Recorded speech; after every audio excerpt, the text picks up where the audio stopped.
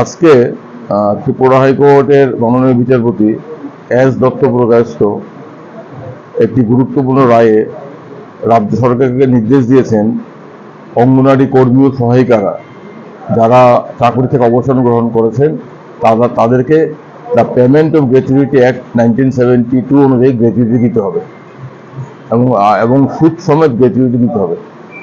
এবং মাননীয় উচ্চ আদালত অত্যন্ত স্পষ্টভাবে দ্ব্যর্থহীনভাবে জানিয়েছেন সমস্ত অঙ্গনারী কর্মী সহায়িকারা তাদের ক্ষেত্রে পেমেন্ট অফ গ্র্যাচুইটি অ্যাক্ট 1972 প্রযোজ্য।